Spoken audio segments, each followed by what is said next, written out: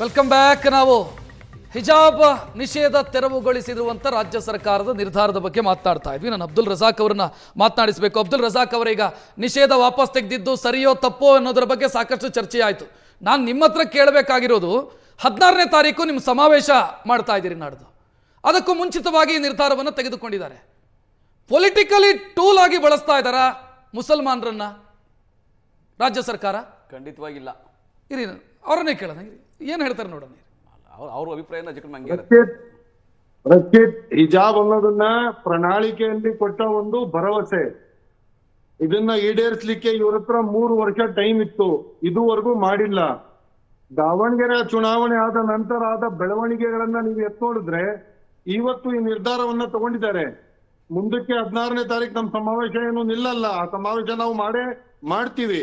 ಅದ್ರಲ್ಲಿ ಕೇಳ್ಬೇಕಾಗಿದೆ ಇನ್ನ ಬಹುದಷ್ಟಿದೆ. ಅಲ್ಲಿ 2B ರಿಸರ್ವೇಶನ್ ಬಗ್ಗೆ ಕೇಳ್ಬೇಕಾಗಿದೆ.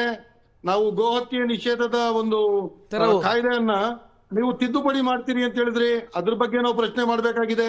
ಮತಾಂತರ ನಿಷೇಧ ಕಾಯ್ದೆಯಲ್ಲಿ ನೀವು ತಿದ್ದುಪಡಿ ಮಾಡ್ತೀವಿ ಅಂತ ಹೇಳಿದ್ರಿ, ಅದ್ರ ಬಗ್ಗೆ ಕೇಳ್ಬೇಕಾಗಿದೆ.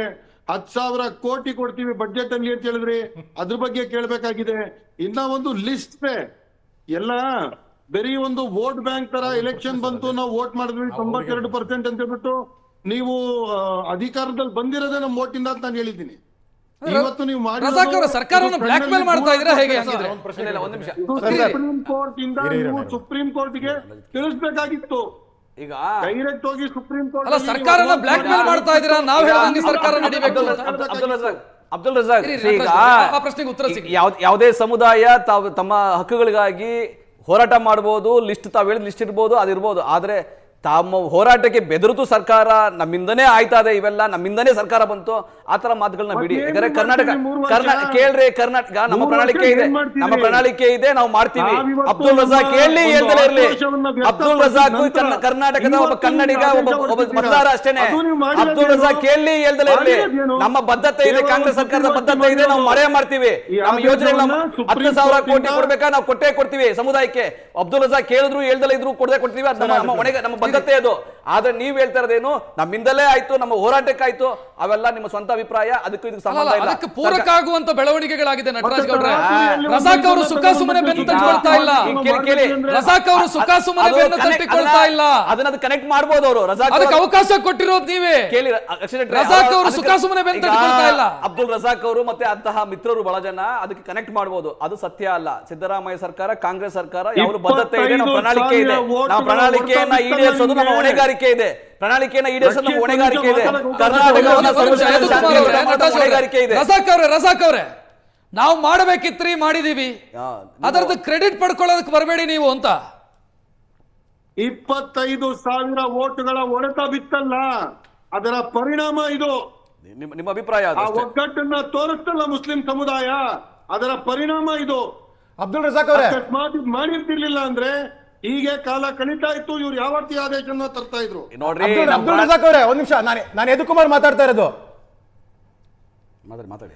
ಈಗ ತಾವು ಅನೇಕ ಬಾರಿ ಉಲ್ಲೇಖ ಮಾಡಿದ್ದೀರಾ, 90% ತಮ್ಮ ಸಮುದಾಯ ಅವ್ರಿಗೆ ವೋಟ್ ಮಾಡ್ತು ಅಂತ.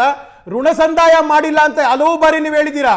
ಇದು ನಿಮ್ಮ ಒಂದು ಹೋರಾಟ, ಉಲೇಮಾನಿಗಳು ನೀವೆಲ್ಲ ಹೋರಾಟ ಮಾಡಿದ್ದಕ್ಕೆ, ಈ ಸರ್ಕಾರಕ್ಕೆ ಚೀಮಾರಿ ಹಾಕಿದ್ದಕ್ಕೆ ಇವತ್ತು ಈ ಋಣ ಸಂದಾಯ ಮಾಡ್ತಾ ಇದ್ದಾರಾ? ಇಲ್ಲ ನಿಮ್ಮ ಒಂದು ಬೆದರಿಕೆ ಆಗ್ಬೋದು, ಇಲ್ಲ ಈ ಚದುರಿದ ಮತ ಆಗ್ಬೋದು, ಆ ಇದಕ್ಕೆ ಋಣ ಸಂದಾಯ ಮಾಡ್ತಾ ಇದ್ದಾರಾ? ಸರ್ಕಾರ ಮಂಡಿ ಊರಿದೆ ತಾನೆ? ಹೋರಾಟಕ್ಕೆ ಸರ್ಕಾರ 3 ವರ್ಷದಿಂದ ಮಂಡಿ ಊರ್ದೇ ಇರುವಂತದ್ದು. ಇವತ್ತು ದಾವಣಗೆರೆ ಚುನಾವಣೆ 25,000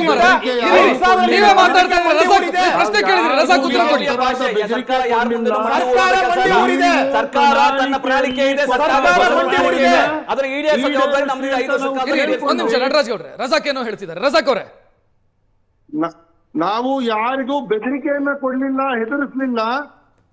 ಪ್ರಣಾಳಿಕೆಯಲ್ಲಿ ಇವರು ಕೊಟ್ಟ ಭರವಸೆಯನ್ನ ಯಾಕೆ ಈಡೇರಿಸಿಲ್ಲ 3 ವರ್ಷ ಆದ್ರೂ ಅಂತ ನಾವು ಪ್ರಶ್ನೆ ಮಾಡಿದ್ವಿ. ಹೆದರಿಸಿದ್ದಲ್ಲ, ನೆನಪಿಸಿದ್ದು. ಉತ್ತರ ಇವತ್ತು ನಮಗ್ ಸಿಕ್ಕಿದೆ. ಆದ್ರೆ ಇಷ್ಟರಲ್ಲಿ ನಮಗ್ ತೃಪ್ತಿ ಇಲ್ಲ. ಇದು ಸುಪ್ರೀಂ ಕೋರ್ಟ್ ಅಲ್ಲಿ ಹೋಗಿ ಕೇಸನ್ನ ಅಡ್ವಾನ್ಸ್ ಮಾಡಿಸಿ, ಸುಧಾಂಶು ಧುಲಿಯಾ ಅವರು ಮತ್ತೆ ಹೇಮಂತ್ ಗುಪ್ತಾ ಅವರು ಕೊಟ್ಟ ಸ್ಪ್ಲಿಟ್ ವರ್ಡಿಕ್ಟ್ ಅಂತಲ್ಲ, ಇದು 3 ಜಡ್ಜ್ ಪೀಠಕ್ಕೆ ಹೋಗುತ್ತೆ ಅಂತ ಹೇಳ್ತಿದ್ರಿ. ಅದು ಹೋಗೋದೇನು ಬೇಕಾಗಿಲ್ಲ. ಈ ನಮ್ಮ ಸರ್ಕಾರ ಹಿಂದೆ ಕೊಟ್ಟ ಸರ್ಕಾರದ ಆದೇಶವನ್ನ ಹಿಂಪಡೆದಿದ್ದೀವಿ, ಕೇಸನ್ನ ಡಿಸ್ಮಿಸ್ ಮಾಡಿ ಅಂತ ಕೇಸ್ ಡಿಸ್ಮಿಸ್ ಮಾಡಿಸ್ಕೊಂಡ್ ಬರ್ಬೇಕು. ನಮ್ಮ ವಕೀಲರು ಇದ್ದಾರೆ, ಇರಿ, AG ನಟರಾಜ್ ಗೌಡ್ರೆ, ಒಂದ್ ನಿಮಿಷ. ನೋಡ್ಕೊತಾರೆ ಅದನ್ನ. ಮೋಹನ್ ಗೌಡ್ರೆ ಅಡ್ವೊಕೇಟ್ ಜನರಲ್ ಮೋಹನ್ ಗೌಡ್ರೆ, ಸರ್ಕಾರದ ಪರವಾಗಿ ನಮ್ಮ ಪರವಾದಂತ ಸರ್ಕಾರ ಇದೆ ಅಥವಾ ನಾವು ಓಟ್ ಹಾಕಿದೀವಿ ಆ ಸರ್ಕಾರಕ್ಕೆ, ನಮಗೆ ಬೇಕಾದಂತ ಕೆಲಸವನ್ನ ಮಾಡಿಕೊಡ್ಬೇಕಾಗಿರೋದು ಅವ್ರ ಜವಾಬ್ದಾರಿಯಾಗಿತ್ತು, ಮಾಡಿಕೊಟ್ಟಿದ್ದಾರೆ. ನಿಮ್ ಪರವಾದಂತ ಸರ್ಕಾರ ಬಂದಾಗ ನಿಮಗೆ ಬೇಕಾದಂತ ನಿರ್ಧಾರಗಳನ್ನು ತೆಗೆದುಕೊಳ್ಳಿಲ್ವಾ? ನಾವೆಲ್ಲರ ಪರ ಸರ್ಕಾರ ರೀ, ನಾವು ತೆಗೆದುಕೊಳ್ಳಿಲ್ವಾ? ದಸ್ತಿಗೆ ಹಣವನ್ನು ಜಾಸ್ತಿ ಅದು ಸರಿ ಅಂತಾದ್ರೆ ಇದ್ಯಾಕೆ ತಪ್ಪಾಗುತ್ತೆ ಮೋಹನ್ ಗೌಡ್ರೆ? ಹಣವನ್ನು ಜಾಸ್ತಿ ಮಾಡಿದ್ದೀವಿ. ಅದು ಸರಿಯಾದ್ರೆ ಇದ್ಯಾಕೆ ತಪ್ಪಾಗುತ್ತೆ? ಪದೇ ಇವತ್ತು ಸಂವಿಧಾನ ಅಂತ ಹೇಳ್ತಾರೆ ಇವರು, ಪದೇ ಇವರಿಗೆ ಉಲ್ಲೇಖ.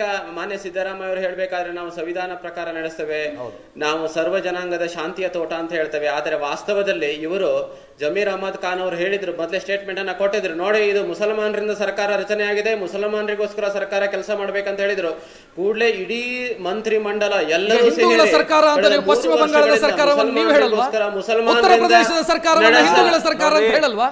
ನಡೆಸಲ್ಪಡುವ ಅಲ್ಪಸಂಖ್ಯಾತರು ಎಲ್ಲ ಕಡೆಗಳಲ್ಲಿ ಇವತ್ತು ಸ್ಪಷ್ಟವಾಗಿ ಇದೆ.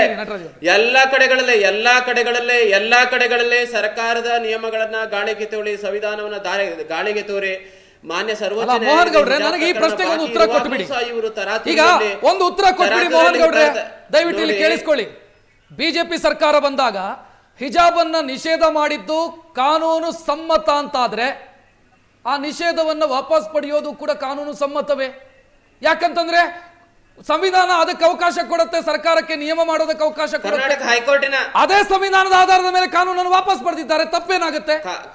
ಕಾನೂನು ಪ್ರಕಾರ ಕೇಳ್ತಾ ಇದ್ದೀನಿ ನಾನು, ಕಾನೂನು ಪ್ರಕಾರ ಏನ್ ತಪ್ಪಾಗುತ್ತೆ?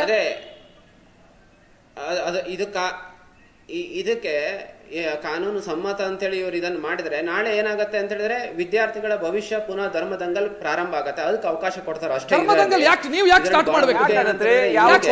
ಸರ್ಕಾರ ನಡೀತಾ ಇಲ್ಲ ಧರ್ಮದಂಗಲಿಗೆ ಆಗ್ಲಿಕ್ಕೆ. ನಾವು ಸ್ಟಾರ್ಟ್ ಮಾಡ್ತಾ ಇಲ್ಲ,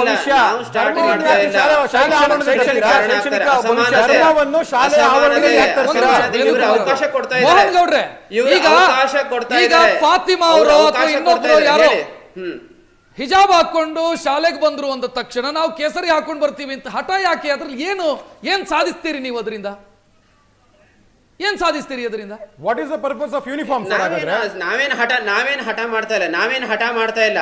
ನಾವ್ ಹೇಳ್ತಾ ಇದ್ದೇವೆ, ಇವತ್ತು ಹಿಜಾಬ್ ಇಲ್ಲದೆ ರ್ಯಾಂಕ್ ಪಡೆದಂತ ಎಷ್ಟೋ ಮುಸ್ಲಿಂ ವಿದ್ಯಾರ್ಥಿಗಳಿಲ್ವಾ? ಯೋಚನೆ ಮಾಡುತ್ತೆ ಅದ್ರ ಬಗ್ಗೆ. ನಿಮ್ಗೆ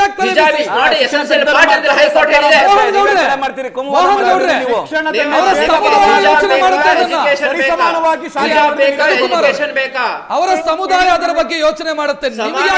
ಹಿಜಾಬ್ ಬೇಕಾ ನಿಮ್ಗೆ? ನಿಮ್ಗೆ ಯಾಕೆ ಊರಿನ ಉಸಾಬರಿ? ನೀವು ಯಾಕೆ ತಲೆ ಕೆಡಿಸ್ಕೋಬೇಕು? ಹಿಜಾಬ್ ಹೆಸರಲ್ಲಿ ಯಾಕೆ ತಾರತಮ್ಯ ಮಾಡ್ತಾ ಇದ್ದೀರಾ? ಯಾಕೆ ಎಜುಕೇಶನ್ ಆಕ್ಟ್ 1983 ಅನ್ನ ನೀವು ಉಲ್ಲಂಘನೆ ಮಾಡ್ತಾ ಇದ್ದೀರಾ? ಸುಪ್ರೀಂ ಕೋರ್ಟ್ ಅಲ್ಲಿ ಕೇಸ್ ಪೆಂಡಿಂಗ್ ಇರುವಾಗ ತರಾತುರಿಯಲ್ಲಿ ಈ ತರ ಶಾಲೆಗಳಲ್ಲಿ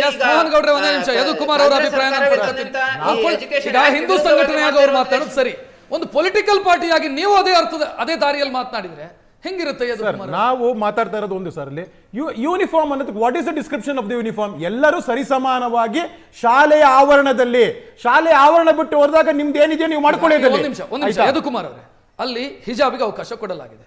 ಈಗ ನಮ್ಮ ವಿದ್ಯಾರ್ಥಿನಿಯರು ಧರಿಸುವಂತ ಡ್ರೆಸ್ ನಲ್ಲಿ ಒಂದು ವೇಲ್ ಬರುತ್ತೆ, ಶಾಲ್ ಬರುತ್ತೆ. ಆ ಶಾಲ್ ಅನ್ನು ತಲೆ ಮೇಲೆ ಹಾಕೊಳ್ತಾರೆ. ಅದರಿಂದ ಏನಾಯ್ತು ಮಹಾ ಅಂತ ನನಗೆ ಅರ್ಥ ಆಗ್ತಿಲ್ಲ. ನೀವು ಅದಕ್ಕೆ ಅಷ್ಟೆಲ್ಲ ಸಮಸ್ಯೆ ಮಾಡಬೇಕಾದಂತ ಅಗತ್ಯ ಏನು ಅಂತ ಅರ್ಥ ಆಗ್ತಾ ಇಲ್ಲ. ಅದೇ ಯೂನಿಫಾರ್ಮ್ನ ಶಾಲನ್ನೇ ತಾನೇ ಅವ್ರ ತಲೆಗೆ ಹಾಕೋದು. ಸರ್ ಅವರು ಮೇಡಮ್ ಅವರು ಅವಾಗಲೇ ಹೇಳ್ತಿದ್ರು ಯೂನಿಫಾರ್ಮ್ ಅನ್ಕಂಫರ್ಟಬಲ್ ಅಂದ್ರೆ ಯೂನಿಫಾರ್ಮ್ ಚೇಂಜ್ ಮಾಡ್ಬಿಡೋ ಅಂತ ವಿದ್ಯಾರ್ಥಿಗಳು ಹೇಳ್ತಾರೆ. ಸರ್ ನಾವ್ ಹೇಳ್ತಾ ಇರೋದು ಒಂದ್ ನಿಮಿಷ ಇರ್ರಿ, ಶಾಲೆ ಆವರಣದಲ್ಲಿ ಯಾವುದೇ ಭೇದ ಭಾವ ಇರಬಾರ್ದು. ಆ ಶಾಲೆಯ ಶಿಕ್ಷಣದ ವ್ಯವಸ್ಥೆಯಲ್ಲಿ ಏನು ಯೂನಿಫಾರ್ಮ್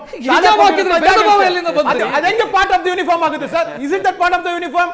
ಇಲ್ಲ ಅಲ್ಲ, ನೀವು ಶಿಕ್ಷಣ ಪಡೆಯಕ್ಕೆ ಬರ್ತೀರವರಿಲ್ಲ ಶಾಲೆಯ ಒಂದು ಕೇಳ್ತಾರೆ, ನಾವು ಹಿಜಾಬ್ ಹಾಕೊಂಡು ಬರ್ತೀವಿ, ನಾವು ಶಾಲನ್ನೇ ಹಿಜಾಬ್ ರೀತಿಯಲ್ಲಿ ನೀವು ಹಾಕೊಳ್ಳಿ ಅಂತ. ಭೇದ ಭಾವ ಎಲ್ಲಿಂದ ಬಂತು ಸರ್? ಹಾಗಾದ್ರೆ ಅವ್ರು ಯಾರೋ ಇದು ಸರ್ಟಿಫಿಕೇಟ್ ಕೊಡ್ತಾ ಇದ್ರಲ್ಲ, ಮಧು ಬಂಗಾರಪ್ಪ, ರಿಜ್ವಾನ್ ಅವರೆಲ್ಲ, ಅವ್ರು ಯಾವ ಸರ್ಟಿಫಿಕೇಟ್ ಕೊಡಕ್ಕೆ ಅವರೇನು? ಸಮಯ ಮುಕ್ತಾಯ ಆಗಿದೆ. ಎಲ್ಲಾ ಅತಿಥಿಗಳಿಗೂ ಧನ್ಯವಾದವನ್ನು ಹೇಳ್ತಾ ಇವತ್ತಿನ ಟ್ರೆಂಡಿಂಗ್ ಎಟ್ 10 ಕಾರ್ಯಕ್ರಮವನ್ನು ಮುಕ್ತಾಯಗೊಳಿಸುವಂತ ಸಮಯ. ನೇರ ದಿಟ್ಟ ನಿರಂತರ ಸುದ್ದಿಗಾಗಿ ನೋಡ್ತಾ ಇರಿ ಏಷ್ಯಾನೆಟ್ ಸುವರ್ಣ ನ್ಯೂಸ್. ನಮಸ್ಕಾರ.